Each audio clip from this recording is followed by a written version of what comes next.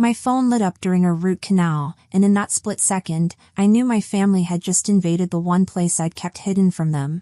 We've booked the entire week of July 4th at your new Lakehouse. I'm standing there, gloved hands frozen, scalar still humming, and my assistant is staring at me because apparently my face just did something. Another text comes through. Whole family. 32 people. I set the scalar down. The click was too loud. Everything felt too loud suddenly. My name is Tyla Kent, and I need you to understand something about being the middle child in a family like mine. You become invisible in a very specific way.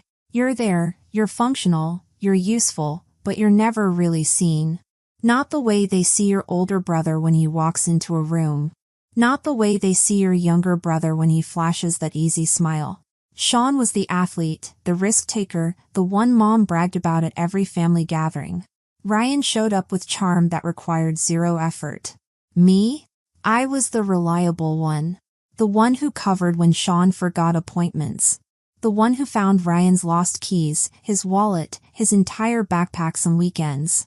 If something spilled, it landed on my side of the table.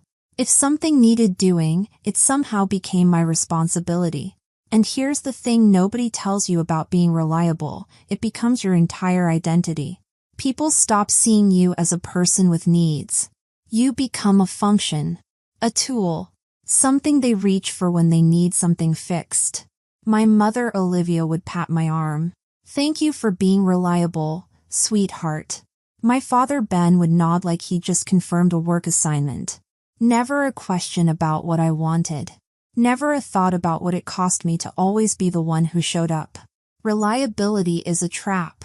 You don't see the cage until you're locked inside it. So I learned to make myself smaller. I kept my needs simple. I managed my own expenses and wrote every bill in a spiral notebook so worn the cover curved. I didn't ask for help because help always came with commentary. I didn't mention dreams because dreams got repurposed into someone else's convenience. But I kept one dream tucked away. One place they couldn't touch. The lake. Growing up, whenever we drive past still water, just a glimpse from the highway, something inside me would unclench. I'd imagine a life where no one barged in, where no voices talked over each other, where obligations didn't disguise themselves as love. When I found the listing for the A-frame cabin, it wasn't discovery. It was recognition. Like that place had been waiting for me to catch up. The pictures showed everything I'd been dreaming about for years. A small dock extending into calm water. Windows that faced east toward sunrise. A kitchen just big enough for one person who actually wanted to be there. It wasn't grand. It wasn't impressive, but it was mine before I even walked through the door. I didn't tell my family when I toured it. Didn't tell them when my offer got accepted. Didn't tell them the night I signed the closing documents with hands that wouldn't stop shaking. The only person who knew was Leah, my one friend who'd seen enough of my family to understand why secrecy wasn't pettiness, it was protection. She's the one who drove me to the closing. Sat in the parking lot with me for 20 minutes while I tried to stop my hands from shaking. Didn't say anything, just waited. That's real friendship. I thought I had time. Time to find the right moment to explain. Time to show my parents the kitchen I'd painted myself. Time to let my brothers see I'd built something without their shadow on it. But families like mine don't wait. They decide. And when they want something, they don't ask who it belongs to. Which is why that preview line, "We've booked the entire week of July 4th, felt less like an announcement and more like a verdict. I didn't listen to the voicemail right away. I finished cleaning my station, peeled off my gloves, washed my hands until the water ran cold again. Routine kept my chest from tightening. But when I finally stepped into the supply room, away from the patients and the noise, I pressed play. My mother's voice burst through like someone swinging open a door without knocking. "We've booked the entire week of July 4th at your new Lakehouse." I stared at the wall of labeled bins. Gauze, polish, sterilization pouches. Everything in perfect order. The words didn't match the room I was standing in. They didn't match anything. Mom sounded cheerful. Triumphant, even. "Whole family," she said, like that clarified everything. 32 people. She emphasized it like she was proud of the number. Like it was a gift. Like the weight of 32 bodies, 32 expectations, 32 voices crashing into the place I built alone was something I should be grateful for. Then came the part that made my chest tighten. Boats, grills, fireworks, the works. We've been planning this for weeks. Everyone's so excited. Your cousins are bringing their kids. Uncle Gerald is driving in from Michigan. It's going to be the best family reunion we've ever had. Weeks. They'd been planning this for weeks. And not once did anyone think to ask me. I closed my eyes. For a moment, the room tilted. I saw it. Quick flashes. Trailers groaning up my gravel drive. Strangers hauling coolers across my deck. Kids running through the hallway I'd painted with my own hands. My kitchen crowded. My dock shaking. My quiet drowned. They weren't asking. They weren't confirming. They were informing me. Like I was the last to know about plans made on my behalf. My father's voice joined in, faint in the background. It sleeps plenty. She won't mind. She won't mind. That's what they'd always counted on. That I would adjust. That I would absorb. That I would smile and let them take what I never once offered. I didn't replay the message. Every word had already carved itself into place. I picked up my phone again, thumb hovering over the call button. Not to respond. Just to listen to the silence beneath their certainty. The kind of silence that isn't empty, it's electric. They thought I would fold the way I always had. But something in me shifted. Precise and irreversible. Like a lock turning. I didn't call them back. I didn't have to. I drove north without turning on the radio. The road unwound ahead in long stretches, pines lining both sides like they'd been waiting for me to finally stop pretending everything was fine. The 3-hour drive gave me time to think. Time to remember every moment I'd swallowed my own needs for theirs. Every birthday where my gift was an afterthought. Every holiday where I cooked and cleaned while they celebrated.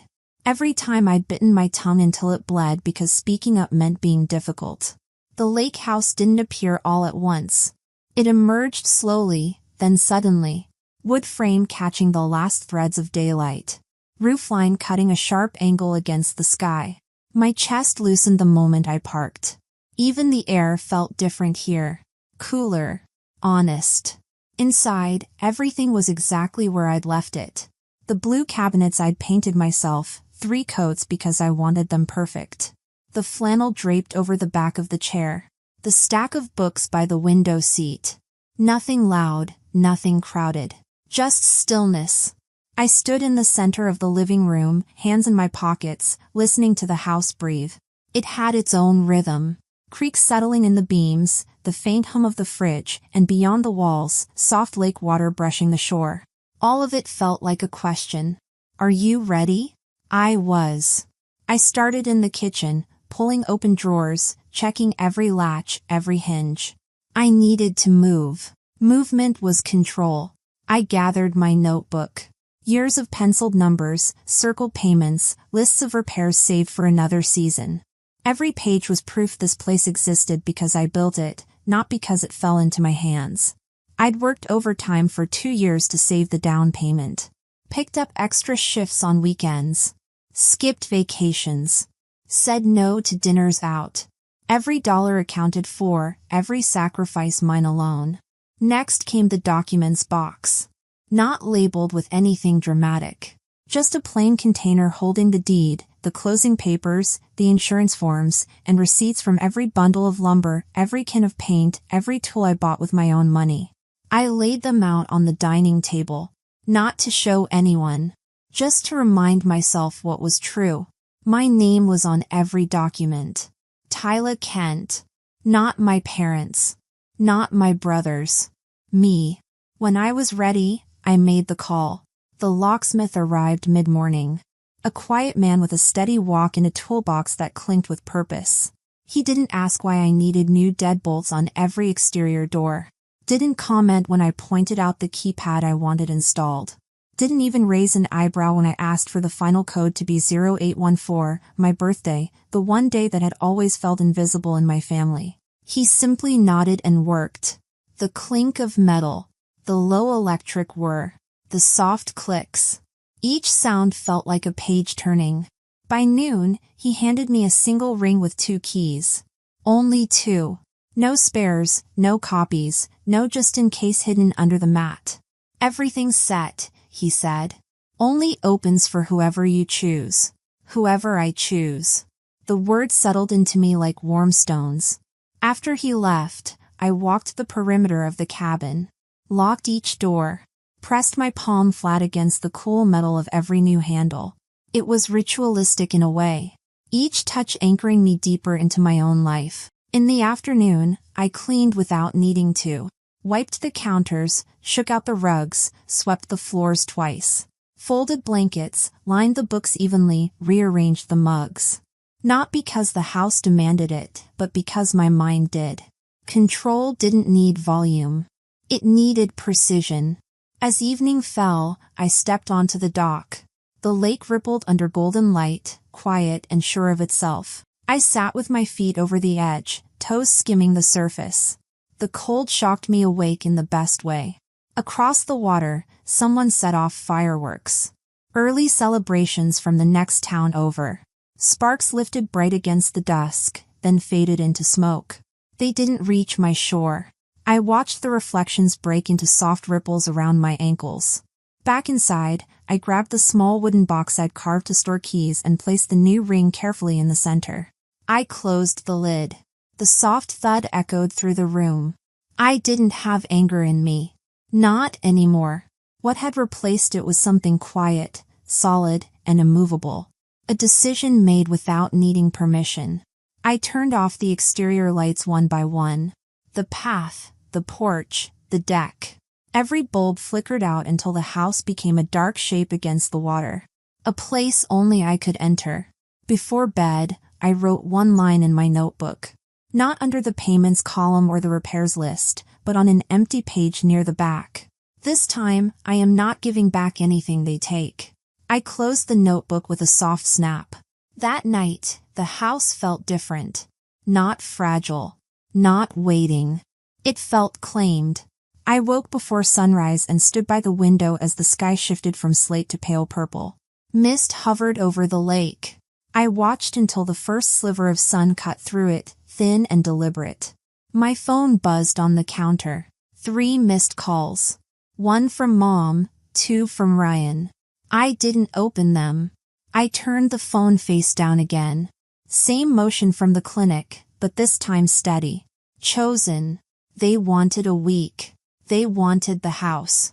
They wanted the quiet I'd built without ever noticing I needed it to survive. They thought I'd fold. But nothing in me was folding. Nothing was bending. Everything in me was aligning. I locked the front door, the deadbolt clicking into place like a point made clear. I won't fix what they've broken, I whispered into the empty room. They arrived on a Thursday afternoon. Loud enough to rattle the quiet before their tires even touched the gravel. I saw the first set of headlights sweep across the trees. A long, confident arc like someone claiming land with light alone. Then another. Then another. From the loft window, I watched the caravan spill into my driveway. 5 vehicles total. All packed with people who'd never once asked if I wanted this. Sean climbed out of his truck first, slamming the door like he owned the air. Ryan followed, juggling coolers and shouting directions at cousins who weren't listening. My parents' SUV parked closest to the porch, like proximity translated to authority. Aunt Brenda was there with her 3 kids. Uncle Gerald with his wife and their twins. Cousins I barely recognized. Their partners. Their children. A sea of people who knew me only as Olivia's daughter or the quiet one. I didn't move. Didn't wave. I just observed. Mom marched up the steps with grocery bags hooked on both arms, her smile already staged. She twisted the doorknob, expecting it to swing open. When it didn't, she jiggled it harder, then reached into her purse for a key that never existed. I waited until she leaned back in confusion before I opened the door myself. The sound was small. The impact wasn't. "Hi, Mom," I said. Voice even. Her expression flickered. Surprise, then irritation. Then something sharper she tried to hide. "Sweetheart, the lock must be sticking. This house is old." "It's not sticking," I said. "It's new." Behind her, Dad frowned, scanning the porch like he was reading a blueprint he didn't approve. Sean stepped forward, grinning wide. Already ready to take charge. "T, this place is unreal. Wait till you see the boat we brought. Kids are dying to get inside. There's no boat launch on my property." I said it quietly, almost gently. It didn't soften anything. Ryan laughed. That loose, careless laugh he always used when he assumed I'd come around. "Don't be weird. Mom said you were cool with it." I looked at my mother. I didn't raise my voice. Didn't ask why. I simply held her eyes long enough for her to feel the weight of the truth. She had mistaken my silence for permission for the last time. "I wasn't asked," I said. The words dropped heavy between us. Mom's smile faltered. "Honey, it's family. We don't need permission for family things. You need permission to use my house." Dad stepped forward. "Tyla, that's enough. We drove 6 hours. I didn't invite you." The silence stretched. Someone behind them coughed. A child asked when they could go swimming. The next 12 minutes felt like watching a machine malfunction in slow motion. Mom tried guilt first. "We just wanted family time. You never host anything. You're always so distant. Because you never let me have anything that's just mine." Dad switched to logic. "Family shares. You don't lock your family out. You didn't share when I asked to borrow the car for my college interview. You didn't share when I needed help with my student loans. This is mine." Sean went practical. "You've got 8 bedrooms. Stop being dramatic. And you've got 0 permission to use any of them."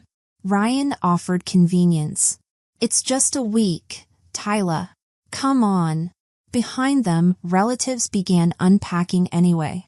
Setting down bags, unloading a karaoke machine, dragging foldable tables like they were prepping a festival.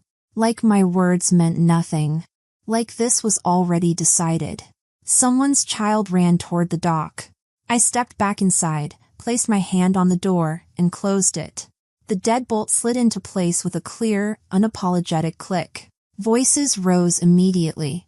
Confusion. Complaints. Then Mom's voice, breaking into pleas that sounded worn at the edges. "Tyla, open this door right now."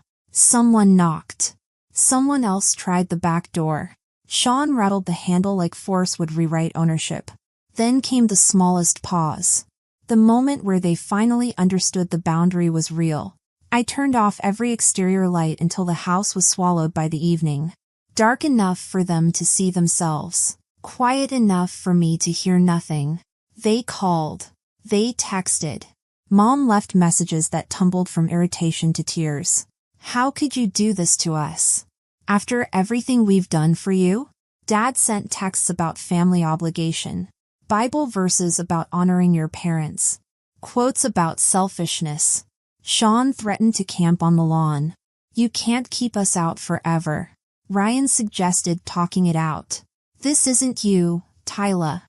Just let us in and we'll figure it out." I didn't respond. Because here's what they never understood. This was exactly me. The me they'd never bothered to meet. The me who had needs and boundaries and a voice they'd spent my whole life talking over. The sheriff arrived just before dusk. Not because I called, but because someone else did. He knocked once, spoke through the door. Calm and professional.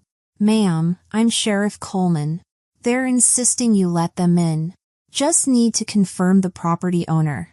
I opened the door enough to hand him my documents. No explanations, no commentary. Just proof. He scanned the name, nodded, and faced the waiting crowd. "She's the owner. She decides who enters. You'll need to leave the property." Mom's voice cracked. "But she's our daughter." "Ma'am, family or not, this is her property. She has every right to deny entry. Dad stepped forward. This is ridiculous. We're not criminals. No, sir, you're not. But you are trespassing. I suggest you find other accommodations. The silence that followed was the loudest sound I'd ever heard from them. Sheriff Coleman tipped his hat to me. You need anything else, ma'am, you call. I nodded. He walked back to his car and waited. Made sure they left. That night, I sat on the dock with a blanket wrapped around my shoulders. The lake mirrored the stars above. Down the road at the public access, 32 people huddled together. Mosquitoes thick, tempers thin, plans collapsing one by one. I could hear them from here. Muffled arguments. Car doors slamming. Someone crying. Part of me felt guilty. The old part. The reliable part. The part that had been trained to absorb everyone else's disappointment. But a newer part, a stronger part, knew this was necessary. They had come expecting a vacation. What they got was a consequence. For the first time in my life, the boundary was mine. And there was nothing left for them to do but feel it. The lake settled back into its rhythm once they were gone. By Sunday evening, the shoreline was clear again. No coolers, no tents, no voices carried across the water. Just quiet. The kind that doesn't wait for permission. I spent the next morning barefoot on the deck. Coffee warming my hands, watching the mist lift in slow, deliberate strands. It felt strange at first. Having nothing to brace for. No footsteps approaching, no decisions being made around me. Just breath. Mine. I walked through the house slowly, touching the edges of things I'd built. The cabinet doors I'd sanded until my shoulders throbbed. The rug I'd saved for months to buy. The stack of plates Leah and I found at a thrift shop. Everything was exactly where I left it. That alone felt like a victory. The phone stayed silent on the counter. A few missed calls, no new ones. They were giving me space, though not by choice. Space, when earned this way, feels like a room finally cleared of smoke. I spent the afternoons doing nothing that required efficiency. Reading by the window seat until the sun changed angles. Skimming my hand through the water from the dock. Letting time pass without needing to fill it. For years, I thought peace came after someone finally understood me. After someone saw the imbalance, the taking, the assumptions. But standing on that shoreline, watching ripples widen and soften until they disappeared, I realized peace had nothing to do with being understood. It came from choosing myself without asking for permission. Some evenings, I replayed the moment I closed the door. The deadbolt sliding into place. Final and certain. Not out of spite, but to remind myself I was capable of drawing a line and keeping it. That sound became its own kind of release. I didn't know what would happen next with my family. I didn't plan the next conversation or rehearse explanations. I let the uncertainty sit beside me like another presence on the dock. Not threatening. Just there. Quiet. Maybe they'd never speak to me again. Maybe they'd come back with apologies. Maybe nothing would change except me. And that was enough. The lake looked different then. Less like an escape and more like a mirror. It reflected back something I hadn't seen clearly before. A life that didn't disappear when I stopped accommodating everyone else. Boundaries aren't walls. They're doors you learn to lock without apology. And on the night the stars spilled across my lake, I finally understood something simple. Silence isn't absence. It's ownership. Thanks for listening, and if you liked this story, share it with others, and don't forget to comment and subscribe for more stories about finding your voice when the world expects you to stay quiet. Sometimes the bravest thing you can do is close the door on what's been hurting you, and finally keep it closed.